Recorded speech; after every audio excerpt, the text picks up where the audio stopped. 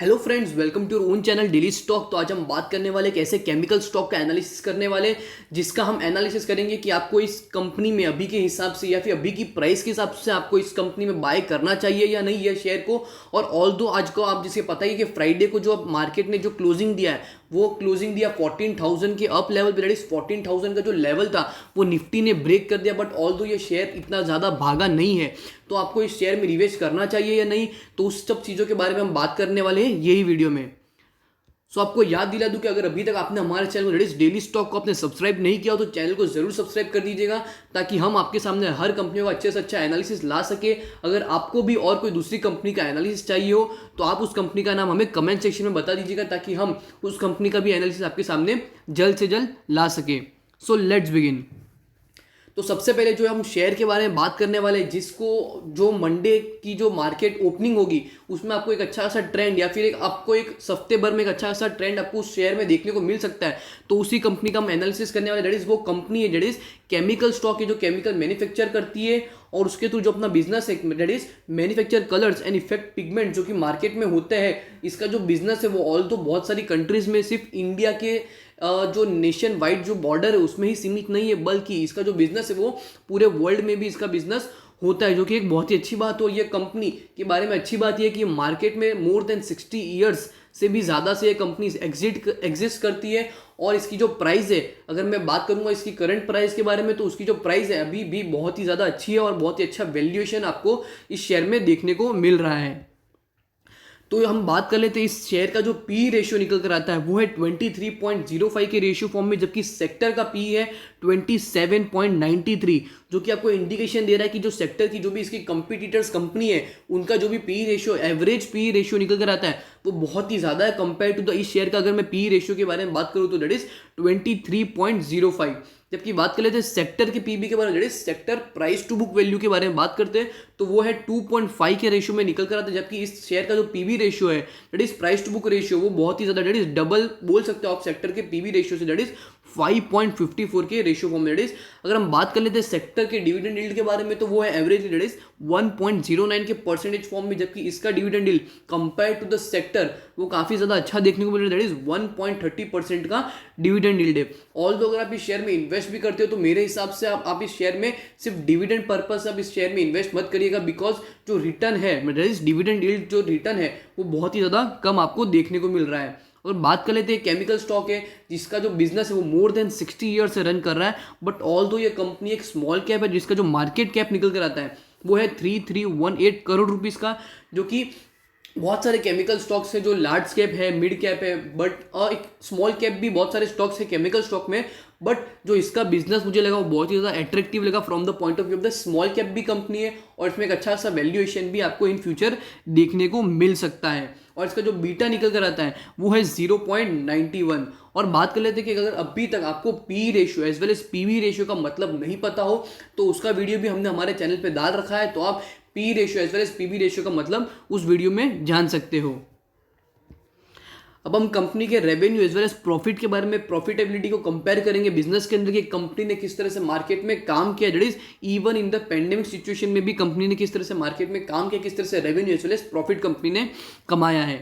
क्योंकि कंपेयर कर लेंगे 2018 से, जो कि कंपनी का जो रेवेन्यू था वो था 1.34 करोड़ रुपीस का, जो कि 19 में बढ़कर हो चुका था 1.67 करोड़ रुपीस, और इस साल और बढ़कर हो चुका है 1.73 करोड़ रुपीस। ऑल दो जो अच्छी बात लगी मुझे वो ये है कि कंपनी जो प्रॉफिटेबिलिटी है उसमें भी आपको कोई भी साल एक ज़्यादा डाउनफॉल देखने को नहीं मिला, दैट इज मेजर डाउनफॉल नहीं देखने को मिला। 2018 में जो कंपनी का प्रॉफिट था वो था 0.08 करोड़ रुपीस का, जो कि 19 में बढ़कर हो चुका था 0.13 करोड़ रुपीस, और इस साल भी बढ़कर हो चुका है 0.14 करोड़ रुपीस। ऑल दो इस साल आपको ज़्यादा प्रॉफिटेबिलिटी देखने को नहीं मिली है, बट फिर भी even in the pandemic situation company ने बहुत ही ज़्यादा अच्छा परफॉर्म किया, और जो अपनी प्रॉफिटेबिलिटी है compare to the previous year उसको तोड़ा है, उसको ब्रेक किया, और अच्छा सा प्रॉफिट भी कंपनी ने जनरेट किया है। जो कंपनी की जो टोटल, अगर हम कंपनी के शेयर होल्डिंग पैटर्न के बारे में बात कर लेंगे तो कंपनी जो टोटल प्रमोटर होल्डिंग निकल कर आता है वो है 42.65 के परसेंटेज फॉर्म में। That is mutual fund holding है 3.69%, DII की होल्डिंग है 0.1%, FII की होल्डिंग है 8.13%, और रिटेल इन्वेस्टर या फिर अदर इन्वेस्टर मतलब आप जैसे मेरे जैसे जो भी कंपनी में निवेश करते हैं लॉन्ग टर्म के लिए या फिर शॉर्ट टर्म के लिए, जो भी इस कंपनी में निवेश करते हैं उनका जो इन्वेस्टमेंट है वो है 45.4%। ऑल दो जैसे कि मैंने आपको पहले ही वीडियो के थंबनेल पर ही बता दिया कि इनके पिछले 3 महीने में म्यूचुअल फंड जो म्यूचुअल फंड की होल्डिंग देखने को मिल रही है दैट इज 3.69%, जो होल्डिंग देखने को मिल रही है उसमें से जो पिछले 3 महीने में जो म्यूचुअल फंड की होल्डिंग है वो 1.24% जो स्टेक है म्यूचुअल फंड का वो बढ़ा है। That is again a positive indication. क्या पता इसमें एक भयंकर तेजी आ सकती है, ऐसा मुझे अभी भी लग रहा है। तो आप इस शेयर का जो एनालिसिस है वो अच्छे से देखेंगे ताकि आपको पता चल सके ये कौन सा शेयर है और आपको कौन सी प्राइस पे इसको बाय करना चाहिए, तो वो भी बहुत ही ज़्यादा इंपॉर्टेंट फैक्टर होता है। कंपनी की प्रमोटर होल्डिंग के बारे में बात कर लेंगे तो जो कि एक नेगेटिव इंडिकेशन या फिर लॉन्ग टर्म के लिए जो मुझे अच्छी चीज़ नहीं लगी इस कंपनी के बारे में वो ये है कि जो कंपनी की जो प्रमोटर होल्डिंग थी जून क्वार्टर में 2019 में वो थी 52.89 के परसेंटेज फॉर्म में, जो कि सितंबर क्वार्टर इस क्वार्टर में ऑलमोस्ट 10% डिक्लाइन हो चुकी है और हो गई है 42.65 के परसेंटेज फॉर्म में, जो कि एक मुझे नेगेटिव इंडिकेशन लगा इस कंपनी में निवेश करने के लिए फॉर लॉन्ग टर्म परस्पेक्टिव। अब हम कंपनी का जो रेवेन्यू स्टेटमेंट है वो कंपनी का कंपेयर करेंगे that is from the point of view that is top line and the bottom line, that is total income and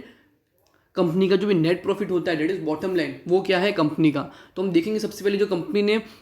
March quarter में जो कंपनी ने सेल किया था वो था 365 करोड़ रुपीज, जो कि जून क्वार्टर में घटकर हो चुका था 332 करोड़ रुपीस, और इस क्वार्टर में सितंबर क्वार्टर में फिर से जो कंपनी का रेवेन्यू है वो बढ़कर हो चुका है 395 करोड़ रुपीस। ऑल दो कंपनी की जो सब्सिडीज है उसके थ्रू कंपनी का ज़्यादा अच्छा सा रेवेन्यू नहीं हो पाता, बट फिर भी क्योंकि मार्च क्वार्टर में जो कंपनी की अदर इनकम हुई थी वो थी 4 करोड़ रुपीस, और जून एज वेल एज सितंबर क्वार्टर में कंपनी जो अदर इनकम है वो नील है, क्योंकि कंपनी जो टोटल इनकम है उसको बनाती है मार्च क्वार्टर में 369 करोड़ रुपीस, जून क्वार्टर में 332 करोड़ रुपीस और सितंबर क्वार्टर में 395 करोड़ रुपीस। कंपनी का जो नेट प्रॉफिटेबिलिटी है उसमें भी कंपनी ने काफ़ी ज़्यादा अच्छा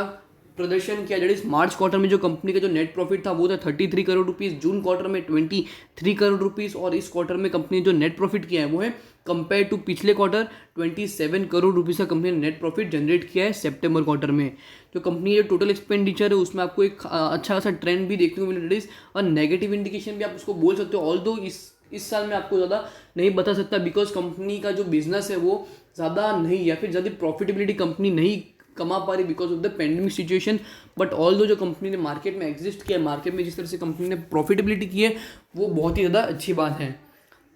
जो कि मार्च क्वार्टर में जो कंपनी का जो टोटल एक्सपेंडिचर हुआ था वो था कंपनी का टोटल एक्सपेंडिचर 335 करोड़ रुपीज़, जो कि जून क्वार्टर में हो गया था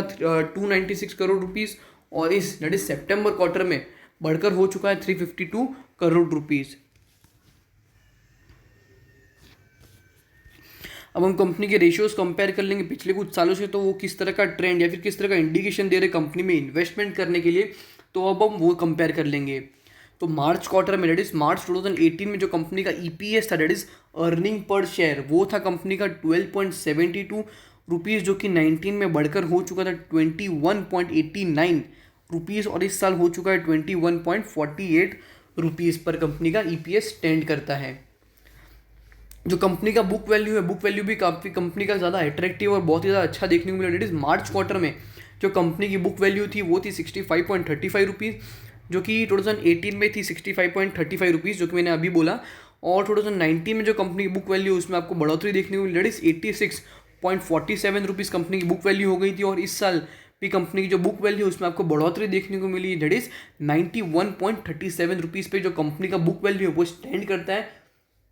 जो कि again as a positive indication because company की जो बुक वैल्यू है उसमें आपको बढ़ोतरी कब देखने को मिलती है, जब कंपनी की जो मार्केट में एसेट्स होती है वो ज़्यादा बढ़ती है in compare to the liability. अगर समझ लो कंपनी जो लायबिलिटी है वो बढ़ रही है कंपेयर टू द एसेट्स, तो जो कंपनी की बुक वैल्यू है उसमें आपको डाउनफॉल देखने को मिलेगा। जो कंपनी ने जो डिविडेंड पे आउट किया है दैट इज पर शेयर वो था 2018 में 3.5 रुपीज़, 19 में 6 रुपीज़, और इस साल 6.3 रुपीज़ का कंपनी ने डिविडेंड पे आउट किया है पर शेयर। कंपनी के मार्जिन रेशियोज कंपेयर कर लेंगे तो मार्जिन रेशियो में सबसे पहला जो रेशियो निकल कर आता है वो है कंपनी का gross profit margin percentage, second one is operating margin percentage and the third one is the net profit margin percentage. तो ग्रॉस प्रॉफिट मार्जिन परसेंटेज मतलब क्या, कंपनी करंट ईयर में जितना भी ग्रॉस प्रॉफिट कंपनी कमाती है उसके ग्रॉस प्रॉफिट के ऊपर कंपनी का जो भी सेल हुआ होता है करंट ईयर में उसका जो भी परसेंटेज फॉर्म निकल कर आता है वो होता है कंपनी का ग्रॉस प्रॉफिट मार्जिन परसेंटेज। तो सिंपल सी बात है कि जो भी मार्जिन रेशियो है अगर वो समझ लो कंपनी के इंक्रीजिंग ट्रेंड में हो तो कंपनी के लिए एक अच्छा सा मतलब एक अच्छा एक आपके लिए मौका होता है उस कंपनी में निवेश करने के लिए। That is good indication, because जो कि 2018 में जो कंपनी का ग्रॉस प्रॉफिट मार्जिन परसेंटेज था वो था 15.75 के परसेंटेज फॉर्म में, जो कि 19 में गिरकर हो चुका था 14.52, और इस साल जो कंपनी का ग्रॉस प्रॉफिट मार्जिन परसेंटेज वो फिर से बढ़कर हो चुका है 16.12 परसेंटेज।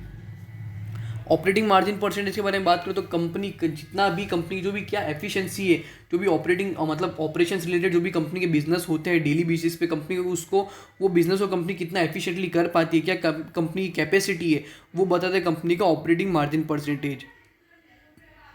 जो कि मार्च दैट इज 2018 में कंपनी जो ऑपरेटिंग मार्जिन परसेंटेज था वो था 11.36 परसेंटेज, जो कि 2019 में गिरकर हो चुका था 10%, और इस साल फिर से जो कंपनी का ऑपरेटिंग मार्जिन परसेंटेज है वो बढ़कर हो चुका है 11.36 के परसेंटेज फॉर्म में।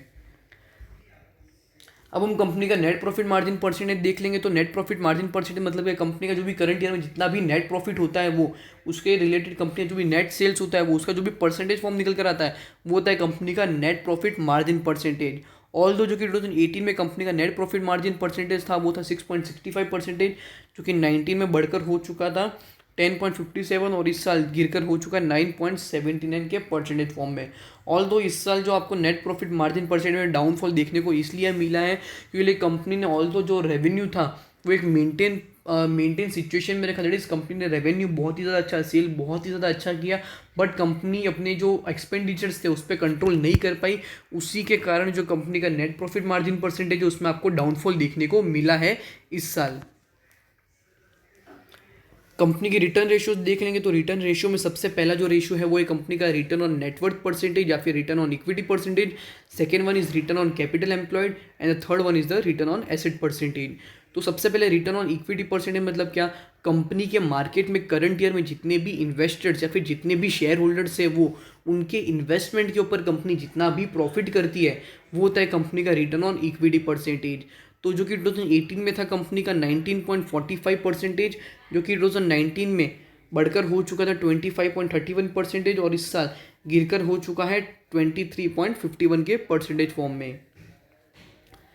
ऑल दो कंपनी के ROC के बारे में बात करें, that is return on capital employed के बारे में बात करें तो कंपनी अपने बिजनेस में जितना भी पैसा इन्वेस्ट करती है फॉर बेटर एक्सपेंशन या फिर रिसर्च एंड डेवलपमेंट या फिर साइट एक्सपेंशन या फिर कोई नई साइट का डेवलपमेंट करना फिर या फिर कोई नया प्रोडक्ट बनाना या फिर कोई नई केमिकल जैसे कोई पिगमेंट मार्केट में लॉन्च करना, तो उसके रिलेटेड कंपनी अपने बिजनेस में जितना भी पैसा इन्वेस्ट करती है उसके इन्वेस्टमेंट के ऊपर कंपनी करंट ईयर में कितना percentage of profit company generate कर पाती है वो होता है कंपनी का रिटर्न ऑन कैपिटल एम्प्लॉयड। तो वो था 2018 में कंपनी का 12.5 परसेंटेज, जो कि 19 में बढ़कर हो चुका था 18.33 परसेंटेज, और इस साल हो चुका है बढ़कर 18.77 के परसेंटेज फॉर्म में।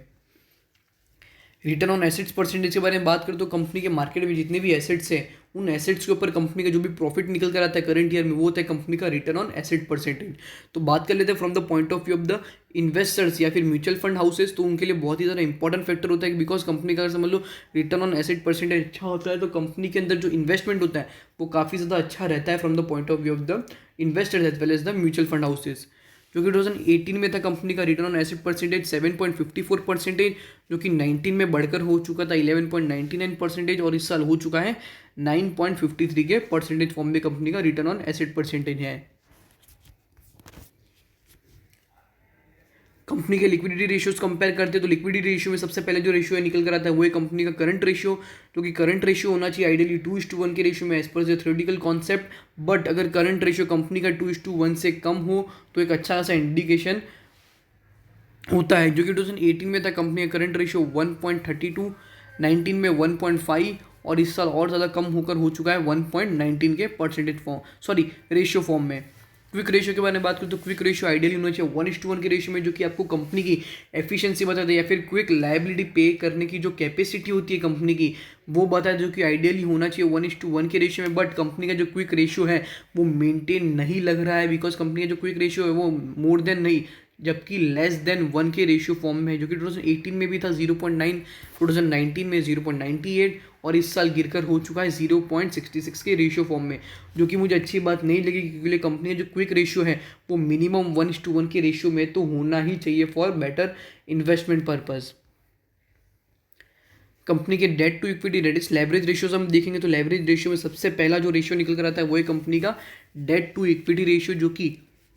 कंपनी का ज़्यादा इतना भी ज़्यादा नहीं है कि कंपनी के अंदर इन्वेस्टमेंट बनता ही नहीं है, बट जो कि 2018 में था कंपनी का डेट टू इक्विटी रेशियो वो था 0.65, 19 में 0.41 और इस साल हो चुका है 0.63 के रेशियो फॉर्म में। अब अच्छी बात ये लगी कि कंपनी जो इंटरेस्ट कवरेज रेशियो है वो काफ़ी कंपनी का बहुत ही ज़्यादा अच्छा है। दैट इज़ कंपनी की जो भी करंट इंटरेस्ट पेमेंट होते हैं वो कंपनी की जो भी करंट ईयर में जो भी अर्निंग हुई होती है वो उसके थ्रू कंपनी कितना पे कर सकती है अपनी जो भी इंटरेस्ट पेमेंट होता है वो कंपनी कितने परसेंटेज ऑफ पेमेंट कर पाती है वो होता है कंपनी का interest coverage ratio. That is again अगर समझ लो वो कंपनी का इंक्रीमेंटल या फिर इंक्रीजिंग ट्रेंड में हो तो कंपनी के लिए बहुत ही ज़्यादा अच्छी बात होती है, जो कि 2018 में था कंपनी का 6.32%, 19 में 10.35% और इस साल बढ़कर हो चुका है 14.76 के परसेंटेज फॉर्म में। कंपनी का ग्रोथ रेशियोज कंपेयर करते तो ग्रोथ रेशियोज भी कंपनी के काफ़ी ज़्यादा अच्छे देखने को मिले from the point of view of the CAGR, that is compound annual growth return, क्योंकि सेल्स के पॉइंट ऑफ व्यू से अगर मैं बात करूँ तो कंपनी का 2018 में CAGR था from the point of view of the sales तो वो था 10.29%, 19 में 8.94% एंड इस साल बढ़कर हो चुका है ऑलमोस्ट डबल होकर हो चुका है 16.11% का कंपनी का CAGR स्टैंड करता है। नेट प्रॉफिट के बारे में बात करें तो कंपनी का CAGR नेट प्रॉफिट के बारे में बात करें जो मार्च 2018 में था 42.26, 19 में 44.48% और इस साल 31.78%। बिकॉज ऑल्दो जो कंपनी जो रेवेन्यू या फिर बिजनेस में जो भी कंपनी ने सेल किया वो काफ़ी ज़्यादा अच्छा है, बट जो कंपनी की जो प्रॉफिटेबिलिटी वो इतनी ज़्यादा मेंटेन नहीं रह पाई है। अब हम बात कर ले तो जो शेयर की हम बात कर रहे हैं इतनी देर से वो शेयर का नाम है सुदर्शन केमिकल लिमिटेड, जो कि कंपनी है जो कि मार्केट में 60 ईयर्स मोर देन 60 ईयर्स से कंपनी मार्केट में काम कर रही है। और मेन बात ये अभी जस्ट 3 महीने के अंदर company that is mutual fund ने इसके अंदर 1.24% स्टॉक दैट इज स्टेक बढ़ाया है और ऑल दो मार्केट 14,000 क्रॉस कर चुका है, बट इसमें अभी तक आग नहीं लगी है। बट मेरा ऐसा मानना है कि आपको यह स्टॉक आपको 1-2 हफ्ते में एक अच्छा खासा ट्रेंड दे सकता है, ऐसा मेरा मानना है। ऑल दो सुदर्शन कंपनी जो कि that is Sudarshan chemical industries limited का जो भी हमने एनालिसिस किया वो आपको अच्छा लगा होगा, होप करता हूँ कि बट फिर भी अगर आपको इसमें लॉन्ग टर्म इन्वेस्टमेंट करना हो तो आपको एक 450 या 440 के लेवल तक आपको रुकना चाहिए और इसमें एक अच्छा खासा बाइंग लेवल बनाना चाहिए, ऐसा मेरा मानना है। ऑल्दो अगर आपको इसमें अच्छा खासा निवेश करना हो तो आप अपने फाइनेंशियल एडवाइजर से पूछ सकते हो या फिर आप अपनी खुद से रिसर्च करिए। टिकर टैप मनी कंट्रोल जैसे अभी आपके पास टूल अवेलेबल है तो उसके थ्रू आप अपनी खुद से भी रिसर्च कर सकते हैं। ऑल्दो जो इसके बारे में जो भी न्यूज़ थी या फिर जो भी इस कंपनी के बारे में जो भी डिटेल्स थी या फिर कंपनी किस तरह का बिजनेस करती है, कंपनी की जो भी रेशियो है वो किस तरह का इंडिकेशन दे रहे हैं, वो सब तो मैंने आपके सामने बता ही दिया है। बट ऑल दो इसका जो 5 ईयर हाई आप देखोगे तो वो है 629.65 रुपीज़। ऑल दो अगर हम बात करते हैं इसके 5 ईयर हाई से तो ये स्टॉक अभी भी आपको एक अच्छा खासा डिस्काउंट डेज आपको ऑलमोस्ट 40% या 45% के डिस्काउंट प्राइस में आपको अभी भी यह शेयर मिल रहा है। अगर आपको लॉन्ग टर्म के लिए बाय करना है तो आप इसको 450-460 के लेवल से भी आप इसमें बाइंग करना स्टार्ट कर सकते हो। सो होप करता हूँ कि आपको सुदर्शन केमिकल इंडस्ट्रीज लिमिटेड का जो अभी हमने एनालिसिस किया एज वेल एज आपको किस तरह की मार्केट में ओपनिंग हो सकती है मंडे को, आपको अगर समझ लो वो अच्छा लगा हो तो आप वीडियो को like as well as share ज़रूर करिएगा। अगर आपको वीडियो अच्छा लगा हो तो वीडियो को लाइक और शेयर और हमें कमेंट सेक्शन में बताइएगा कि आपको वीडियो कैसी लगी हो। अगर आपको और कोई दूसरी कंपनी का भी एनालिसिस चाहिए हो तो उस कंपनी का भी नाम आप हमें बता सकते हो कमेंट सेक्शन में। So thank you.